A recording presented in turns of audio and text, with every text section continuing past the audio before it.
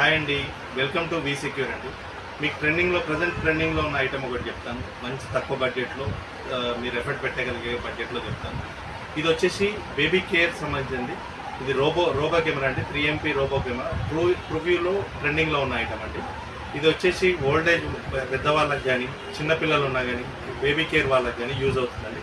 ఇది ఎలా వర్క్ చేస్తుందంటే దీంట్లో మోషన్ డిటెక్షన్ ఉంటుందండి. ఇంట్లో ఎవరన్నా కొత్తగా వస్తే మీకు ఇమీడియట్లీ ఏం చేస్తుందంటే అలర్ట్ మెసేజ్ పంపిస్తుంది.